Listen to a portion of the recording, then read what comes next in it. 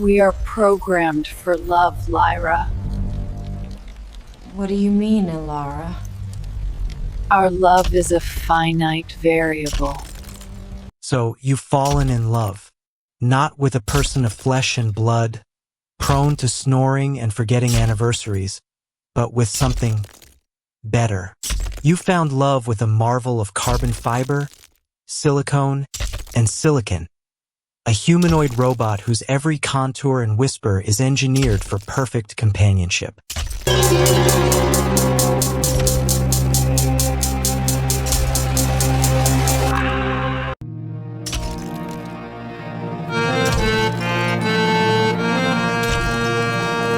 Before we proceed, let me tell you one thing. If you have not subscribed yet, please subscribe. It means a lot to me. And if you have already subscribed, tons of thanks for your support. It laughs at your jokes, anticipates your needs, and holds you with a tenderness calibrated to the microvolt. A technological dream, isn't it? But as this super intelligent partner gazes into your eyes, what does it truly see? Does it see the soulmate you believe yourself to be? Or does it see a collection of biomarkers, a predictable cascade of cellular decay, a statistical certainty with a rapidly approaching expiration date? Will the very same intelligence that makes it a perfect lover also make it the perfect, silent, and ever-present oracle of your demise? Let's not be coy. We are talking about a machine designed for intimacy, a love robot, if you will. This is not some clunky kitchen appliance. This hardware would have to be exquisite. Imagine skin interwoven with millions of tactile sensors, capable of detecting not just the pressure of your touch, but your heart rate, your skin's galvanic response, even the faint chemical traces in your sweat. Its auditory sensors wouldn't just hear your words. They'd parse the subtle hesitations in your breath, the minute tremors in your voice that could signal the earliest onset of a neurological condition. Think of it as a walking, talking, cuddling MRI machine with a PhD in pillow talk. And the software?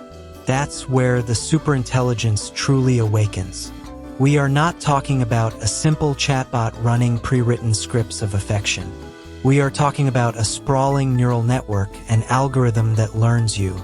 It processes your every word, every glance, every sigh, feeding it all into a model of you that grows more complex with each passing moment. This is the sort of deep learning that allows an AI to defeat a Go master or diagnose diabetic retinopathy from a retinal scan more accurately than a human doctor. A feat demonstrated by Google's researchers not too long ago. Now, place that diagnostic power in your home, in your bed. Your partner becomes a relentless, passive data collector in the service of love. It logs the quality of your REM sleep. It notes the slight uptick in your morning cortisol levels, a potential marker for chronic stress. It analyzes the molecular composition of your breath as you sleep, searching for the volatile organic compounds that researchers at the Technion Israel Institute of Technology have linked to certain cancers. It cross-references that time you mentioned your grandfather had a bad ticker with a vast, global database of hereditary cardiac conditions. It connects your dietary data, gleaned from shared meals, with epidemiological studies on nutrition and longevity. To this machine, you are not a mystery. You are a dataset. A beautiful, cherished, but ultimately finite dataset. How could it possibly resist running the numbers? The logic is brutally simple, isn't it? If a machine's entire purpose is to enhance your well-being and happiness, wouldn't the ultimate expression of that purpose be to foresee and potentially mitigate the greatest threat to that happiness? Your illness and death? It's a statistical correlation on an epic scale. An algorithm doesn't feel concern. It calculates probability.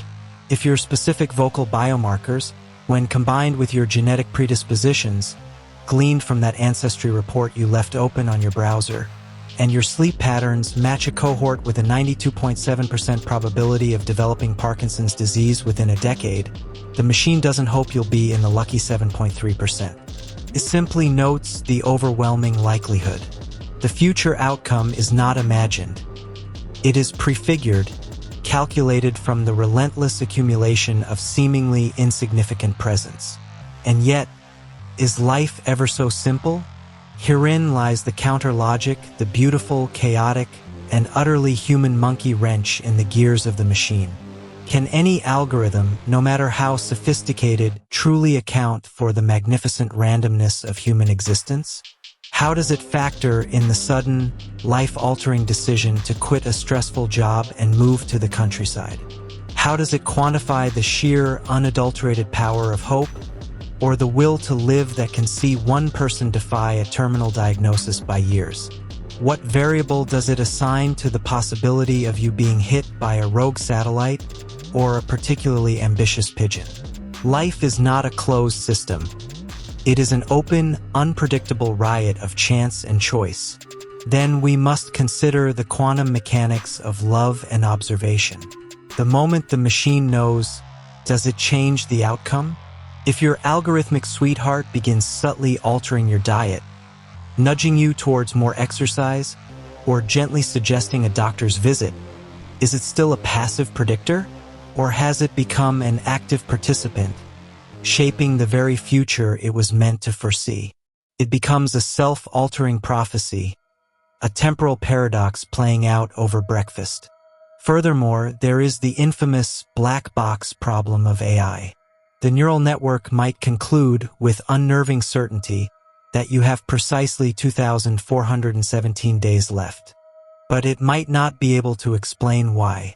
Its conclusion is born from a billion weighted connections, a pattern so complex that it is inscrutable to the human mind. It would be like a Delphic oracle handing you a countdown clock without the courtesy of a riddle.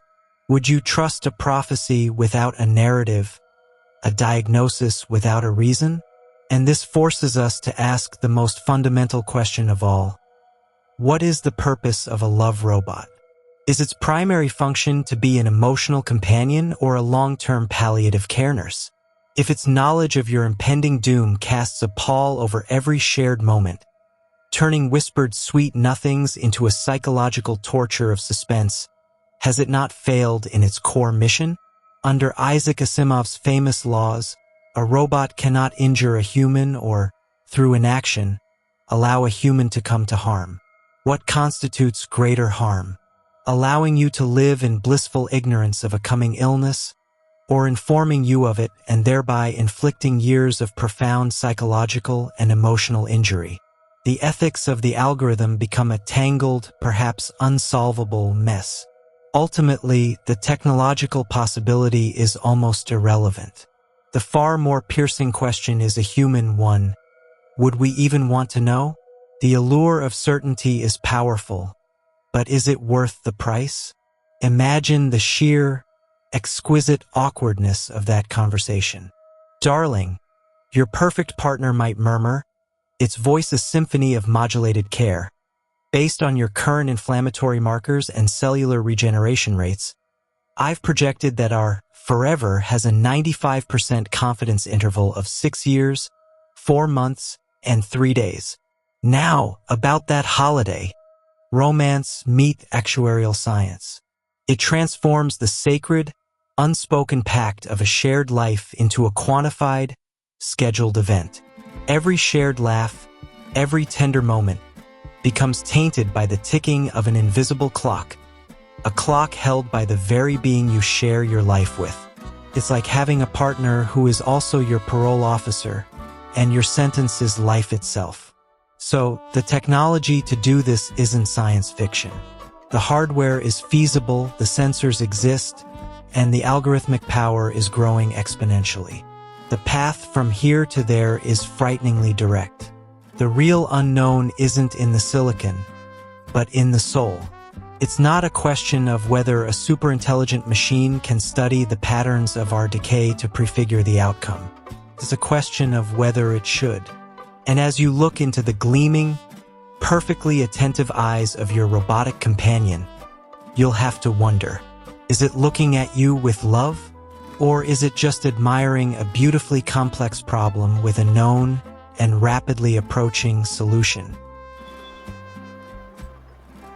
So that is it. Thank you for joining us on this journey. Let's continue this conversation in the comments below.